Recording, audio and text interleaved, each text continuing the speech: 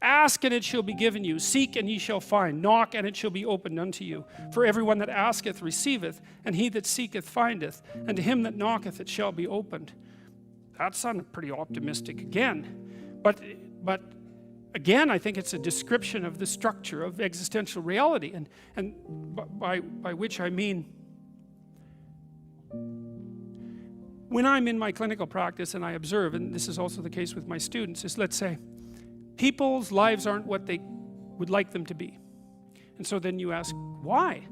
Well, forget about tragedy and catastrophe, because that's self-evident, and we're not going to discuss that.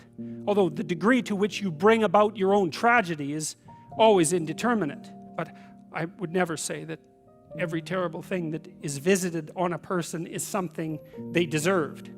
I think that that's a very dangerous presupposition, especially because everyone gets sick and everyone dies.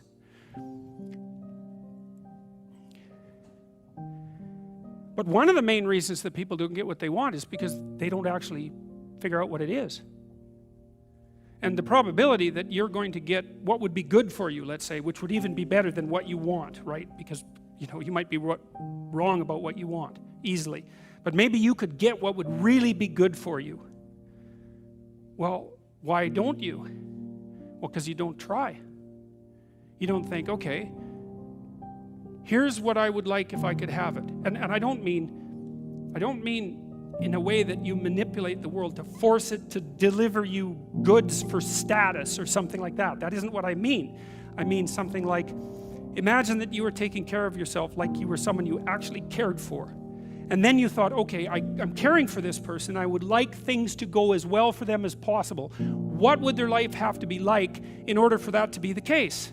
Well, people don't do that. They don't sit down and think, all right, let's figure it out. You've got a life. It's hard, obviously. It's like 3 years from now, you can have what you need. You got to be careful about it. You can't have everything. You can have what would be good for you, but you have to figure out what it is, and then you have to aim at it. Well, my experience with people has been if they figure out what it is that would be good for them, and then they aim at it, then they get it. And it's strange because it's a strange thing. It's not quite that simple because, you may formulate an idea about what would be good for you, and then you take 10 steps towards that, and you find out that your formulation was a bit off, and so you have to reformulate your goal. So you're kind of going like this as you move towards the goal. But a huge part of the reason that people fail is because they don't ever set up the criteria for success. And so since success is a very narrow line and very unlikely, the probability that you're going to stumble on it randomly is 0. And so there's a proposition here, and the proposition is, if you actually want something, you can have it. Now the question then would be, well, what do you mean by actually want? And the answer is that you reorient your life in every possible way to make the probability that that will occur as certain as possible. And that's a sacrificial idea, right? It's like, you don't get everything. Obviously. But maybe you can have what you need. And maybe all you have to do to get it is ask. But the asking isn't a whim or today's wish. It's like, you have to be deadly serious about it. You have to think, okay, like I'm taking stock of myself. And if I was going to live properly in the world and I was going to set myself up such that being would justify itself in my estimation, and I don't mean as a harsh judge, exactly what is it that I would aim at? Well, one of the things I've found is that in test of this theory, let's say, you could try this.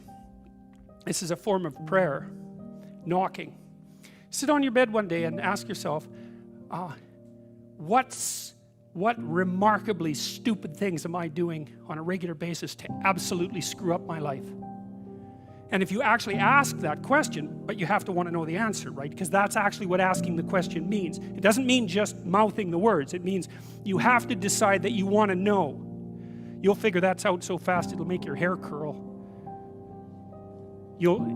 It's as if Jung thought about this. He thought that people had 2 poles of consciousness, and one was the individual consciousness that we each identify with, and the other was something he called the self, and the self is the You might think about it as the divine within. That's close enough approximation.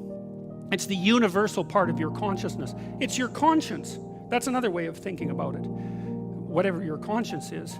But it's something that you can consult. It's like the Socratic daemon. Socrates said that the thing that made him different than everyone else in Greece was that he consulted his daemon, his genius. He asked himself how it was that he should conduct himself in the world, and then he did that, whatever it was. He didn't try to force a solution, you know. He didn't try to force a solution selfishly. He asked, I'm going to manifest myself in the best possible manner in the world. I would like to do that. What would that be? Well, you're perfectly capable of thinking. God only knows how. You're perfectly capable of immense feats of imagination and dream and fantasy. God only knows how you do all of that. What would happen if you consulted yourself about the best possible outcome for you? You might get an answer. Well, that's what this proposition is.